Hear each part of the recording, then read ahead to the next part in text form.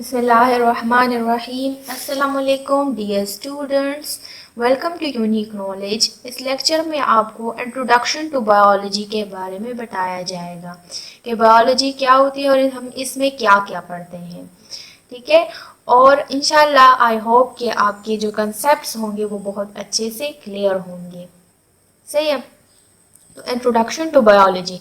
अच्छा बच्चों, अब जब आप बायोलॉजी का वर्ड आप सुनते हो तो आपके माइंड में क्या आता है? ठीक है, हमारे पास क्या है?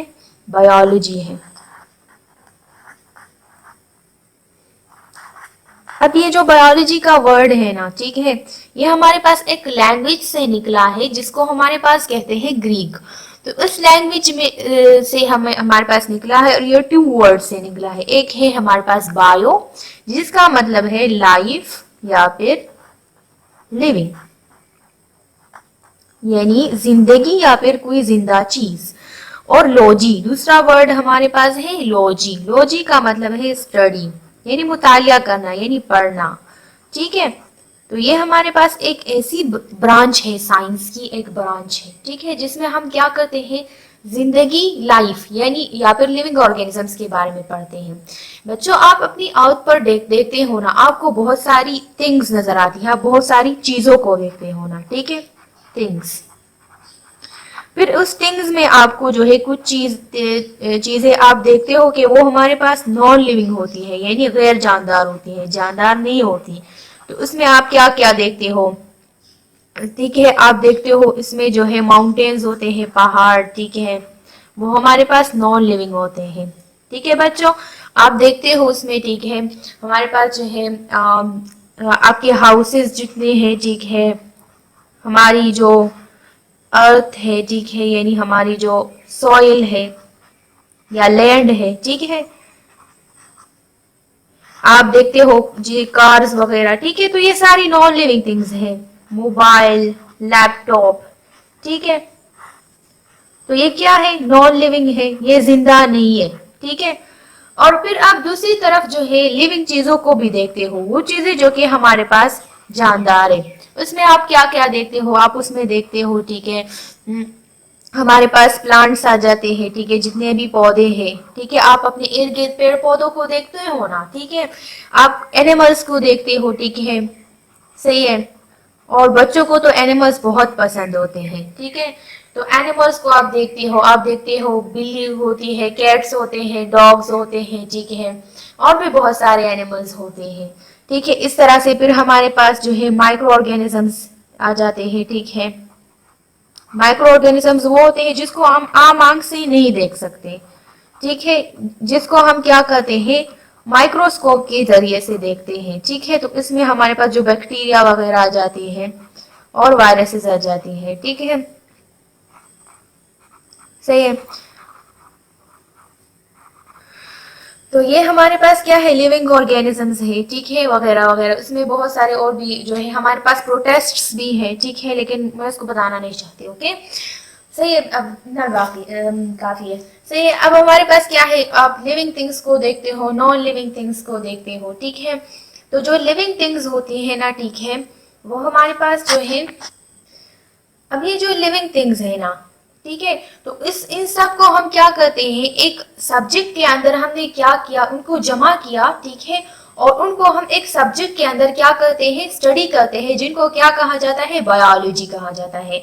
तो बायोलॉजी हमारे पास क्या है? लाइफ या लिविंग थिंग्स जितने भी हैं उनकी क्या है? स्टडी है, और इनकी जो जिंदगी के जो सारे एस्पेक्ट्स हैं ना, उनको हम क्या करते हैं? बायोलॉजी के अंदर स्टडी करते हैं।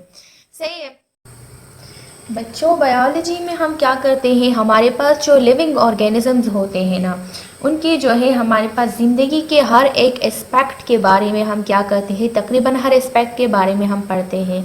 हम पढ़ते हैं कि एक पर्टिकुलर लिविंग ऑर्गेनिज्म है, वो हमारे पास जो है जो, ठीक है, इससे लेकर के वो खाना कैसे खाता है, ठीक है, यानी जब वो खाना खाता है तो वो उसको कैसे चबाता है, फिर वो उसको टेस्ट कैसे करता है, और हम चीज़ करते हैं, ठीक है, और इस तरह से फिर वो उसके जो है गले के अंदर कैसे उतरता है, फिर उसके स्टमक में वो जब जाता है, ठीक है, तो वो कैसे जो है हमारे पास जो है डाइजेस्ट होता है, ठीक है, और उससे एनर्जी फिर कैसे जो है ली जाती है, ठीक है, तो इन तो इन सब एस्पेक्ट्स को जो है हम पढ़ते हैं, ठीक है। फिर हम इसमें ये भी पढ़ते हैं, ठीक है, कि हम सांस लेते हैं ना, तो हम कैसे सांस लेते हैं, वजह इसकी मतलब कैसे हम सांस लेते हैं, ठीक है।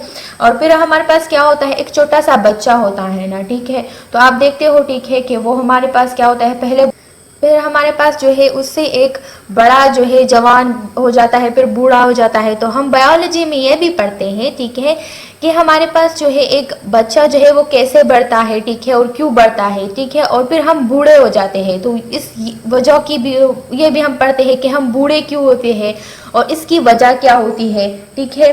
और हम ये भी पढ़ते हैं, ठीक है, कि कुछ लोग गोरे होते हैं ना, ठीक है, और हमारे पास जो है कुछ लोग थोड़े से जो है उनकी कलर थोड़ा सा डार्क होता है उनका, ठीक है। तो क्यों जो है कुछ लोग गोरे होते हैं, कुछ लोग जो है उनकी कलर थोड़ी सी डार्क होती है, ठीक है, और क्यों जो है कुछ लोग जो है हमारे पास थोड़े से लंबे होते हैं, ठीक है, और कुछ जो है हमारे पास जो है थोड़े से जो है उनकी कद थोड़ी सी छोटी होती है, तो इनकी क्या वजह होती है, ठीक है, सही है। और हमारे पास, ठीक है, और हम ये भी पढ़ते हैं बायोलॉजी में, ठीक है, कि हम जो है अपने पेरेंट्स की तरह क्यों होते हैं, हमारी शक्ल जो है हमारे पेरेंट्स और क्लोज रिलेटिव से क्यों मिलती है, ठीक है। तो तकरीबन हर एक एस्पेक्ट को हम पढ़ते हैं। तो मैंने जस्ट आपको एग्जांपल्स दे दी, और भी बहुत कुछ हम क्या करते हैं बायोलॉजी में पढ़ते हैं। तकरीबन जो है हमारे पास जो लिविंग ऑर्गेनिजम्स है ना, उनकी जो लाइफ है ना, उनकी जो बॉडी है, सब कुछ है, उसके हर एक एक्सपेक्ट के बारे में हम बायोलॉजी के अंदर पढ़ते हैं। बच्चों, जो बायोलॉजी का जो वर्ड है ना, इसको पहली दफा हमारे पास एक साइंटिस्ट ने यूज किया था, ठीक है, जो वर्ड बायोलॉजी है।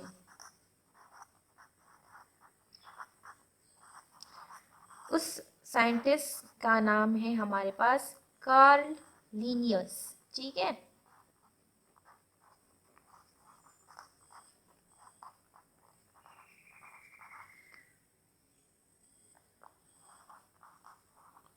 पहली दफा इन्होंने जो है कार्ल लीनियस ने हमारे पास बायोलॉजी का वर्ड यूज किया था। हम पढ़ेंगे, ठीक है, कि हमारे पास जो मेजर डिविजन्स है बायोलॉजी के, ठीक है, इसका क्या मतलब हुआ, मेजर डिविजन्स ऑफ बायोलॉजी, ठीक है। तो इसका मतलब ये है, ठीक है, कि हमारे पास जो है आप जब देखते हो ना, ठीक है, दुनिया में, ठीक है, तो आपको जो है मेजरली 3 किस्म के लिविंग ऑर्गेनिज्म जो है आप उनको कॉमनली देखते हो, आमतौर पर आप उनको देखते हो। एक आप ज्यादातर आप प्लांट्स को देखते हो, ठीक है, पौधे जो होते हैं, एनिमल्स को आप देखते हो, ठीक है। और तीसरे नंबर पर हमारे पास क्या होती है, हम जो है आमतौर पर जो हमारे पास माइक्रो ऑर्गेनिजम्स होते हैं, यानी वो ऑर्गेनिज्म जिसको हम जो है आम आंख से नहीं देख सकते, जिसको हम माइक्रोस्कोप के अंदर देखते हैं, ठीक है। तो आमतौर पर हम इनकी बात करते हैं। इसके अलावा हमारे पास प्रोटिस्ट्स भी होते हैं, ये अलग किस्म के ऑर्गेनिजम्स होते हैं, ठीक है। और इसके अलावा हमारे पास जो है कैंडम फंजाई के मेंबर्स भी होते हैं, यानी जो मशरूम वगैरह भी होते हैं। लेकिन आमतौर पर हम पौधों की बात करते हैं, प्लांट्स की हम बात करते हैं, ठीक है, सही है, प्लांट्स की हम आमतौर पर बात करते हैं। एनिमल्स की हम बात करते हैं, ठीक है, और माइक्रो ऑर्गेनिजम्स की हम बात करते हैं।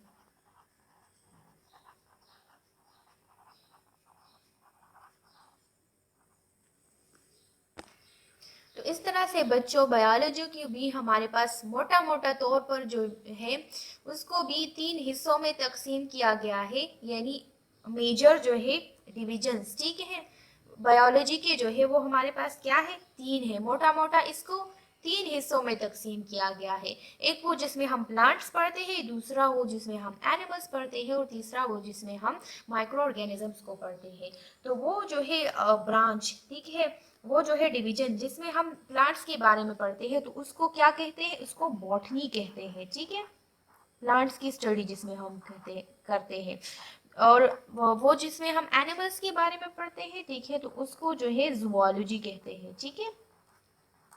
और हमारे पास जिसमें हम माइक्रो ऑर्गेनिजम्स को हम पढ़ते हैं जिसमें, तो उसको कहते हैं माइक्रोबायोलॉजी, उसको कहा जाता है, ठीक है।